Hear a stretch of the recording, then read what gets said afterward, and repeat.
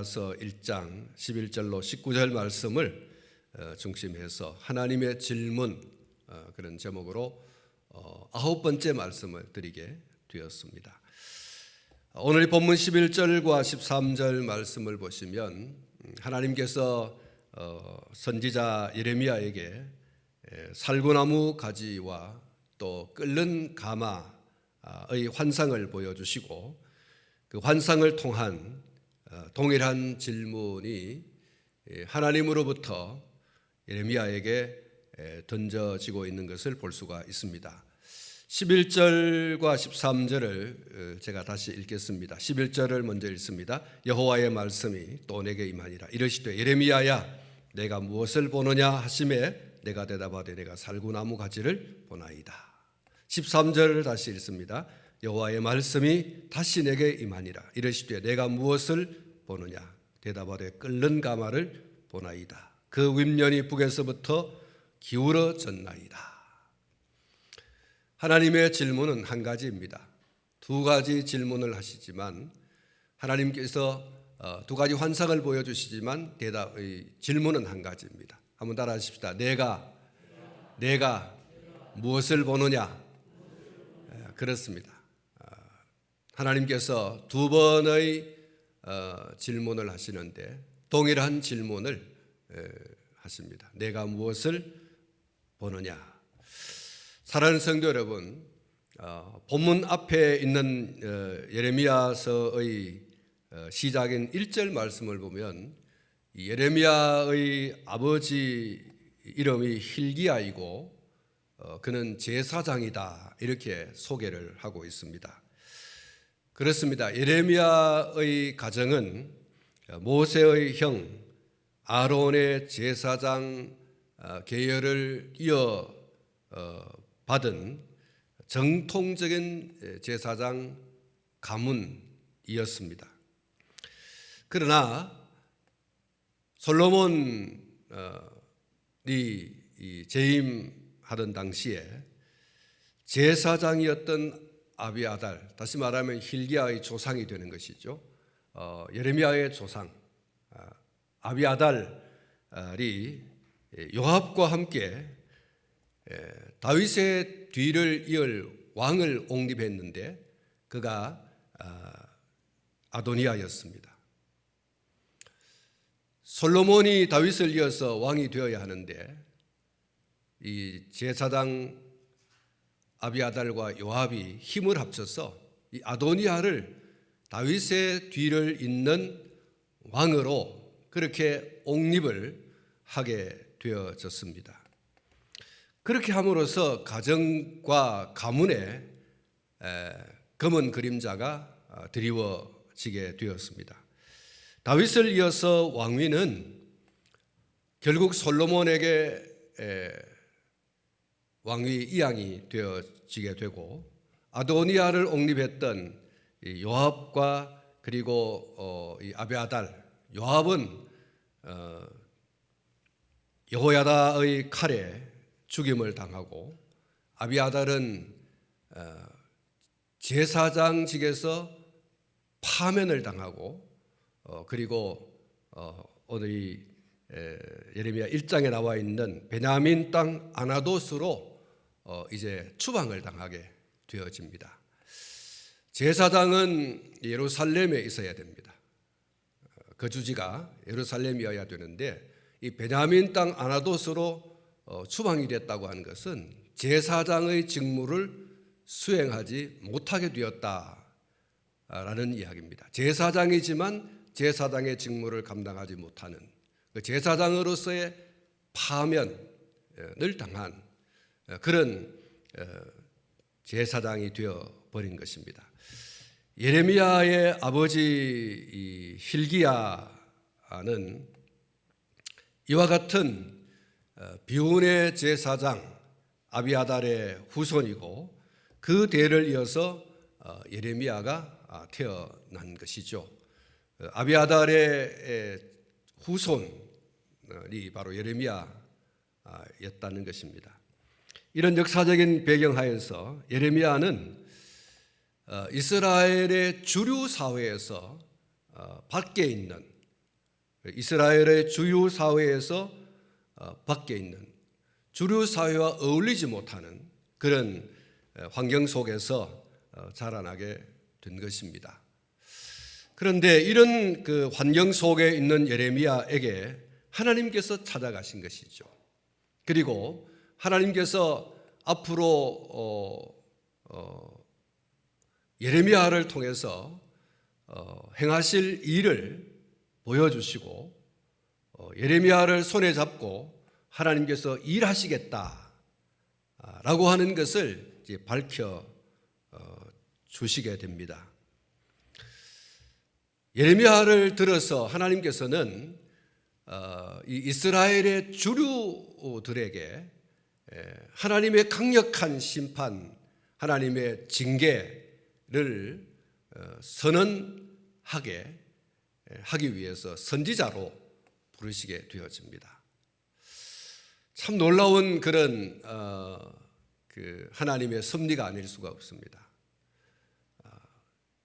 주류 사회에서 추방을 당한, 파면당하고 추방당한 그 가문의 사람인 예레미야를 다시 주류 사회로 들어가서 주류 사회가 하나님 앞에 범죄한 그러한 것들을 드러내고 하나님의 심판을 선언하는 도구로 하나님이 썼다는 이 사실을 우리가 생각해 볼 때 하나님의 섭리가 정말 놀랍고, 그리고 예레미야의 입장에서 보면, 또 그 가문에서 입장에서 보면 주류 사회에서 벗어나게 되어졌던 이 예레미야와 또 그 가문이 하나님의 손에 붙잡힌 바 돼서 이렇게 쓰임 받는다라고 하는 것은 개인적으로 가정적으로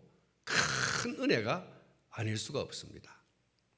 밖에 있던, 주류 사회에서 밀려나 밖에 있던 이 사람들이 주류 사회로 들어와서 주류 사회에 속한 사람들에 대해서 하나님의 뜻을 전달하는, 하나님의 심판과 하나님의 징계를 선언하는, 그들을 향해서 회개를 촉구하는 이런 사람이 되었다고 하는 것은 놀라운 은혜, 한마디로 말하면 예레미야와 그 가문에 하나님의 서광이 비친다, 그런 점에서 큰 은혜를 입었다고 할 수 있죠. 예레미야의 입장에서 보면 하나님이 들어서지 않으면 여전히 이 예레미야는 이스라엘의 주류 사회 밖에서 빙빙 그렇게 돌 수밖에 없는 그런 가문이었고 또 사람이었지만, 하나님이 직접 찾아가셔서 이렇게 당신의 일을 위하여 들어쓴다, 쓰겠다라고 하는 것은 개인적으로 큰 그런 은혜가 아닐 수가 없는 것입니다. 그리고 이 예레미야는 단 1년 그렇게 혹은 2년 이렇게 쓰임 받은 것이 아니고 적어도 한 40년 동안 하나님의 손에 붙잡힌 바 되어서 이스라엘의 그 주류 사회를 향한 하나님의 메신저로서 사역을 하게 되어집니다. 오늘 본문 앞에 있는 그 2절부터 3절 말씀 속에 예레미야가 요시야 왕으로부터 시드기야 왕에 이르기까지 4명의 왕이 바뀌는 동안에 약 40년이라고 하는 이 세월 동안 선지자로 활동을 하게 됩니다. 그러니까 참 예레미야, 아까 계속 말씀드립니다만 예레미야 입장에서 보면 정말 하나님의 놀라운 은혜다. 제사장 가문에서 떨어져 나간, 파면당한 가문이 있거든요. 그런데 그 가문에서 이렇게 하나님께서 들어서 사용하는 사람으로 부름받았다고 하는 것, 쓰임을 받는다고 하는 것, 놀라운 은혜가 아닐 수가 없는 것입니다. 예레미야는 하나님의 심판 또 하나님의 징계라고 하는 이 메시지를 선포해야 하는 일을 감당해야 했기 때문에 어떤 면에서는 차라리 축복을 선언하는 그런 선지자가 되었으면 얼마나 좋겠습니까? 그런데 축복이 아니라 하나님의 심판과 징계를 선포해야 되는 메신저가 돼야 합니다. 하고 싶지 않지요. 여러분들도 누구에게인가 좋은 소식을 전할 수 있다면 얼마든지 할 수 있지만 나쁜 소식을 전하는 것은 하고 싶지 않아요.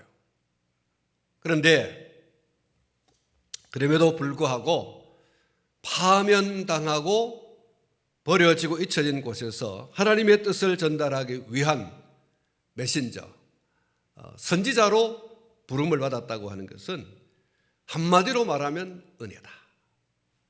하나님의 손에 붙잡힌 바 되어서 쓰임을 받는다고 하는 것 자체가 여러분 은혜입니다.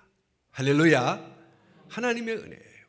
하나님의 메신저로 버림받고 소외되어진, 박탈되어진 그 현장에서, 그런 환경과 상황 속에서 하나님이 손에 붙잡으시고 나를 위해서 너를 들어 써야 되겠다 하고서 쓰시는 그것이, 쓰임받는 그것이 은혜입니다. 축복인 거죠.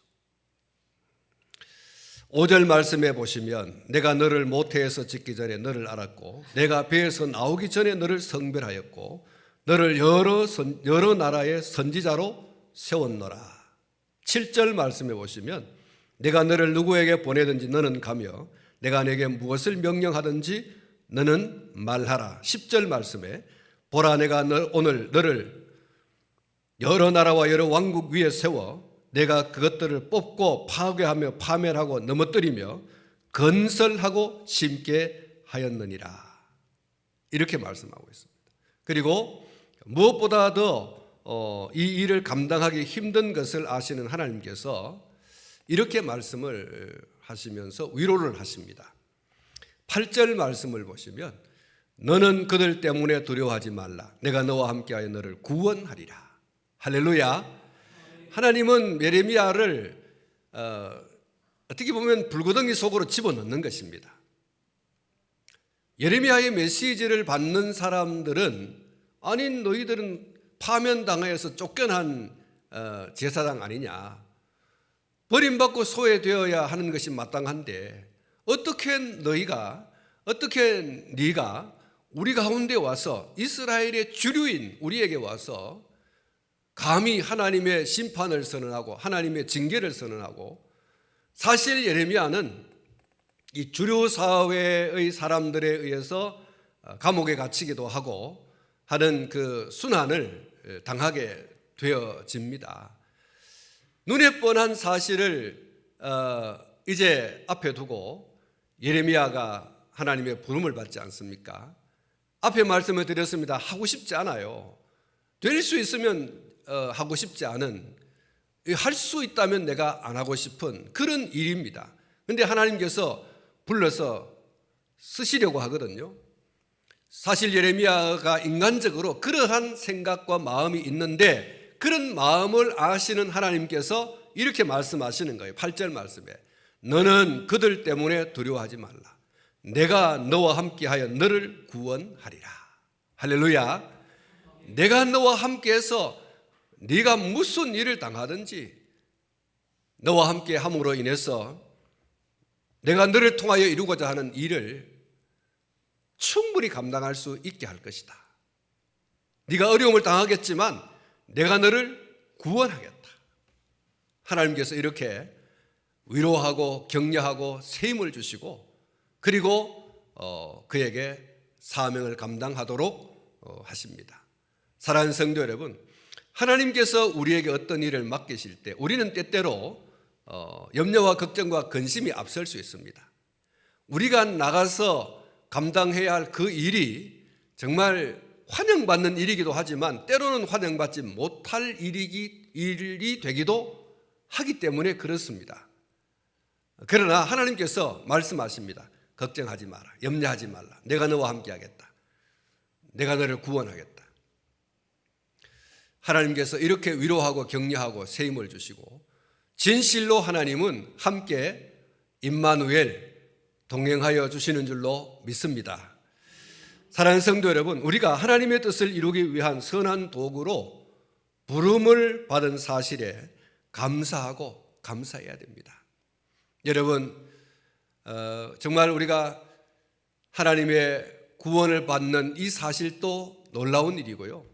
우리가 주님의 몸된 교회에서 말씀을 선포하는 선포자로 혹은 여러 가지 하나님의 나라를 위해서 또 주님의 피 흘려 사신 교회를 위해서 직분을 받아 은사를 받아서 여러분 우리가 일할 수 있다고 하는 것은 놀라운 은혜입니다. 은혜 위에 은혜인 줄로 믿습니다. 우리가 목사가 되고 장로가 되고 권사가 되고 집사가 되고 그 밖에 무슨 교사가 되고 성가대원이 되고 권찰이 되고 구역장이 되고 하는 이 모든 것들이요 하나님의 은혜예요. 하나님의 은혜. 하나님께서 우리를 불러 하나님 당신을 위하여 각각 여러분 직분을 맡겨주시고 은사를 허락하여 주시고 하나님의 뜻을 이루는 도구로 사용하신다는 사실이에요. 하나님이 사용하지 않으시면 우린 그냥 저 밖에 그냥 있는 사람들밖에 될 수밖에 없습니다. 그런 점에서 우리가 어떤 직분자로 또 어떤 사명을 받아서 사명을 감당하는 자가 되었든 간에 이것은 하나님의 절대적인 은혜라는 사실을 기억하시기를 축복합니다. 하나님의 손에 붙잡힌 바 되어서 하나님의 일을 하고 하나님의 뜻을 따라 사는 사람을 저는 그렇게 부르고 싶습니다. 그가 진정한 주류다. 그가 진정한 주류이다. 비주류는 누군가? 하나님의 손에 붙잡힌 바 되어서 쓰임받지 못하는 사람이 비주류인 거예요. 오늘 저와 여러분들이 다 비주류였습니다. 외인이었어요. 외인이었습니다.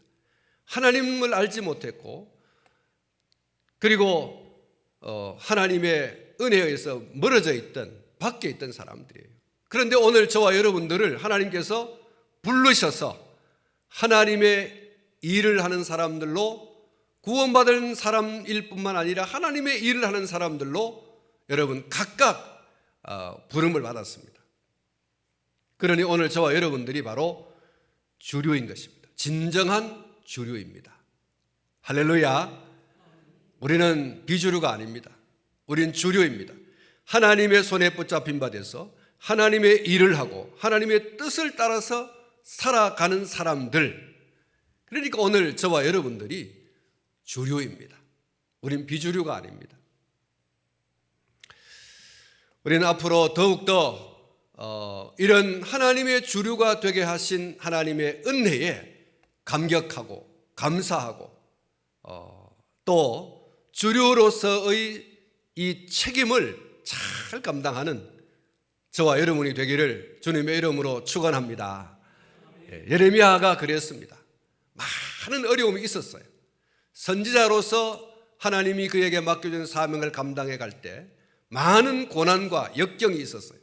그러나 그 고난과 역경 속에서도 하나님이 행하실 위대한 일을 바라보면서 헌신하고 충성했던 40년이라고 하는 세월 동안 그는 하나님 앞에 주류로서 쓰임을 받은 사실을 오늘 저와 여러분이 기억하면서 하나님이 우리를 쓰시는 동안에 하나님의 뜻을 온전히 이루는 그런 주류로서 살아갈 수 있는 저와 여러분이 되기를 주님의 이름으로 축복합니다. 이 시간에 제가 찬송 몇 장을 함께 부르고 예배를 좀 제가 설교를 마치려고 합니다. 우리 엘림 찬양단원들과 함께 찬양을 할 텐데 이 부름받은 것에 대한 찬양입니다. 찬양을 하면서 하나님이 우리를 불러주신 그 부르심을 다시 한번 확인하고 우리 마음 가운데 그 부르심에 응답하여 충성하고 헌신할 마음을 새롭게 다지는 비주류였던 우리, 큰 의미에서 보면 이스라엘 밖의 사람들이 바로 오늘 저와 여러분들이었습니다. 그런데 우리가 이제 그리스도에게 접붙임 바 된 이제는 진정한 감람나무입니다. 이거는 돌감나무가 이제 아닙니다. 진정한 감람나무가 되었습니다. 진정한 하나님의 백성, 하나님의 사람들이 된 줄로 믿습니다. 우리를 주류 되게 하신 하나님께 감사하면서 충성과 헌신을 다짐하는 그런 시간이 되었으면 좋겠습니다.